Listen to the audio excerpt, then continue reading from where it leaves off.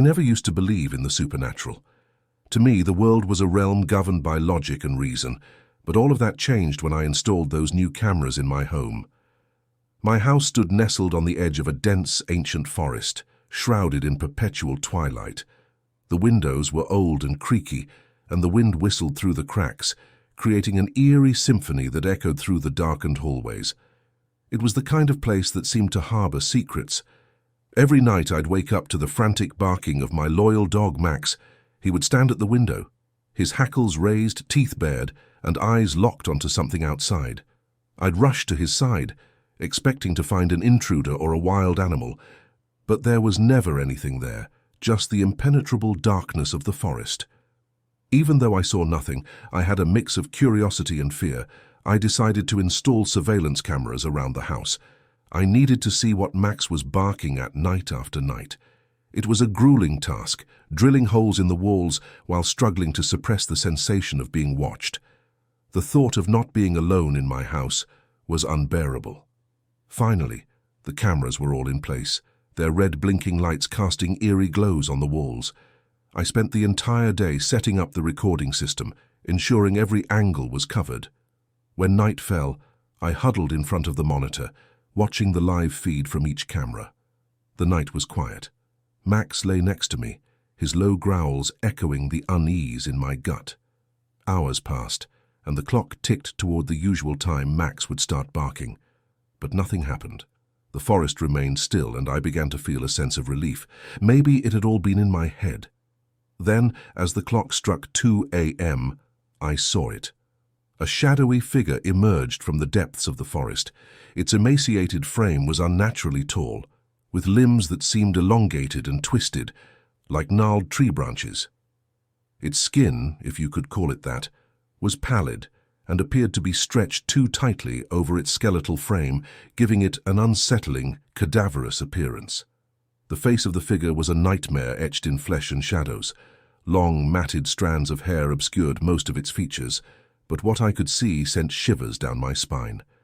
Its eyes, or what I assumed were eyes, were the most disturbing aspect.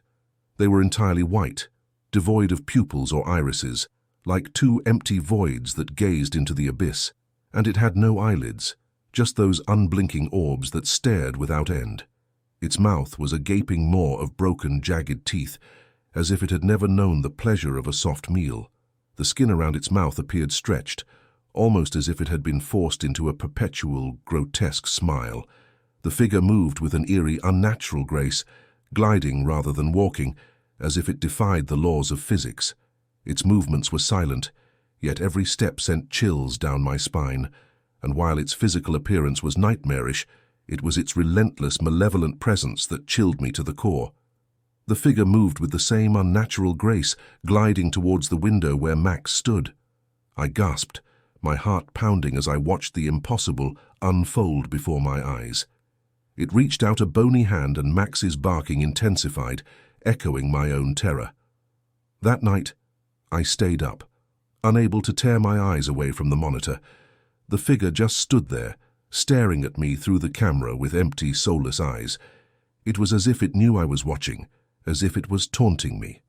Morning came, and I rushed to review the footage and maybe post it online. But to my horror, all the recordings from that night were deleted, replaced by hours of static. My hands trembled as I realized that whatever was out there didn't want to be seen. I couldn't shake the feeling of dread that had settled over me. Night after night, I'd watch the figure approach the window, and Max's barking became more desperate, more terrified. But there was one night, after a week of torment, when something changed. As I shifted through the footage, I noticed a single segment that had miraculously survived the era. It was just 5 minutes long. At the start it was normal. Me sleeping soundly, Max at the edge of the bed, the camera fixed on the window. But 2 minutes in, the figure didn't walk to the window this time. It came from the hallway, a place that should have been locked tight. Panic surged through me as I watched it glide towards the camera. Its full white, pupil-less eyes bore into me. For 3 agonizing minutes, it stared, and I could hear its labored, rasping breaths through the speaker. Then, without warning, the feed descended into static once more. I was trapped in a living nightmare, and the figure's intrusion into my home was an undeniable reality. I knew I had to confront it, but I also realized that I had no idea how to stop something that shouldn't exist. The figure's presence was beyond any logic or reason I had ever known, and I was left with a haunting question. What did it want from me, and how could I protect myself from its relentless gaze? As the nights went on, the figure's presence grew darker, more oppressive.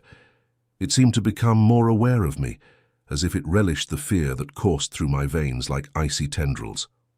The relentless, unblinking gaze haunted my dreams, and I found myself questioning the very fabric of reality. I tried to convince myself that it was all a twisted dream, a waking nightmare born from the depths of my own psyche. But each night, as I watched the surveillance footage, the figure's existence became undeniable. It wasn't a product of my imagination. It was a malevolent force that defied explanation. One day, as I ventured into the hallway, I noticed something that sent a new wave of terror through me. Scratches marred the walls, deep and jagged, as if something had tried to claw its way in.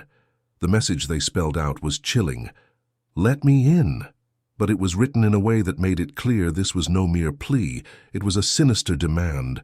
For a week, the figure didn't return, and I began to hope that it had lost interest or moved on. But then, one fateful night, at exactly 2 a.m., the doorbell rang, shattering the silence of my home. My heart pounded in my chest as I crept to the door, a sense of dread coursing through me. There on the doorstep was a grotesquely wrapped present, its paper muddied and torn, as if it had been handled by unseen hands. It was adorned with crimson stains that sent a chilling message. Slowly I unwrapped it, my hands trembling with fear. Inside the package I found a gruesome sight, a severed deer's head, its eyes staring blankly into oblivion. Written on the inside of the box, in what appeared to be blood, was a single word: present. This happened a few years back, if I could remember correctly. It was around 2018. I was at my friend's house. It was only 3 of us, my friend Jake, his cousin Larry, and myself. We were teenagers with nothing to do but play video games, watch TV, eat junk food, and watch girly magazines. I think this happened around November or December. We were all at the house watching horror movies and eating snacks. Nobody was home except us and my friend's dog Max. Anyhow, we were watching the Nun movie and having a great time. I was scared out of my mind, but the others were not. I was also the smallest of the group, which didn't help either, considering that I was already scared the fuck out, and my friends were pressuring me to watch the movie and stop holding my hands over my face. It was late, probably 9:11 p.m. We were around halfway through the film when Jake saw the automatic motion censoring lights go on in front of the garage. We looked out of the window but didn't see anything out of the ordinary, so we presumed a deer or something had activated the lights, so we continued watching the movie. A few minutes later, we heard a knock on the door, Larry just about to open it before my friend's cousin shouted, "Don't open the door." Everybody fell silent, and the cousin said that his parents were not coming home before 2 a.m. We just looked at each other, wondering who it could possibly be. We looked out of the window and saw an old-looking guy, probably in his late 50s, early 60s, with a hammer in his hand. We quickly turned off the TV and ran downstairs. We told his little bro to hop off his game and follow us. We ran to laundry room and barricaded us inside. He called his parents and told them about what we had just witnessed. Right after that, we called the police. We sat in the laundry room for a good 5 minutes, in silence, before we heard a window shatter. It was the upper floor bedroom window. He searched the upper floor in a few minutes, until he started to come downstairs. It wasn't long until he tried to open the laundry room door, but he couldn't get inside thanks to the barricade. He was screaming and yelling for us to open it or he would kill us. But as soon as he started trying to get into the laundry room, we heard sirens coming from outside. He quickly stopped and started to run out from the house and broke the terrace window and ran. Police saw him running and started to pursue him. He was quickly caught and arrested in the woods outside the house. Later, my friend's cousin texted me and told me that he didn't only have a hammer with him, but also a medium-sized flip knife and a loaded Glock. The police also found rope, zip ties, and handcuffs.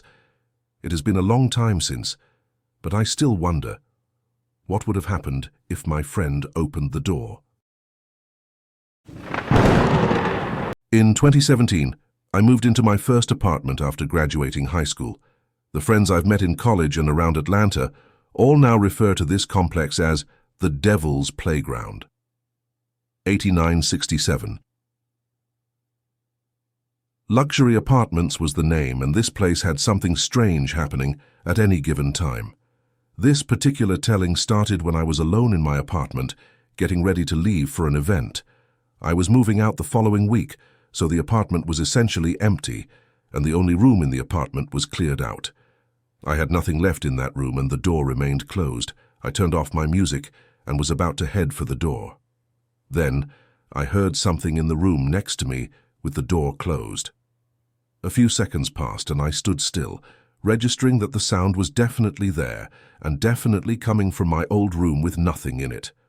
I paused to hone in on the sound, and the best way to explain it is someone eating very sloppy and loudly. Picture someone smacking with their mouth wide open, but they're in the room next to you. Someone eating loud, absurdly loud, as if whatever it was just wanted me to know they were there and wanted me to be scared. The whole incident lasted about 60 seconds, but it felt like much longer. The moment I registered in my head, it was like I was heard, because the chewing and eating sounds got louder and closer to the door of the empty room, whereas before it was coming from the window towards the back of the room. Right there I felt not only a presence with me, but a malicious one. I can't describe the feeling of being preyed on in your own home. The primal and paralyzing fear I felt lasted for what seemed like forever. I would try to just walk to the door, but I couldn't move, and I don't know if it's because of outside manipulation or if I was just that petrified that I literally could not move. I haven't felt a terror that comes close since then. This was easily the most terrified I've been in my life, and I remember the fear vividly. When the sound got to the bedroom door, it stopped moving and just sat at the door, getting louder and louder. That's when I said fuck walking and made a run for the door, because in the back of my mind, a real human was in my apartment with ill intent. I ran out, closed the door behind, and called one of my friends from upstairs and told him I thought something was in my crib. He came down and we both checked every room, nook and cranny. Nothing. That was just the first incident at this complex before things started popping off for real, and not just around me, but my friends too, because we all lived next to each other. The second incident was much weirder, but nowhere near as uncomfortable and terrifying. But it was the incident that convinced everyone around me at the time that I wasn't joking about what I was experiencing, because they started experiencing it too.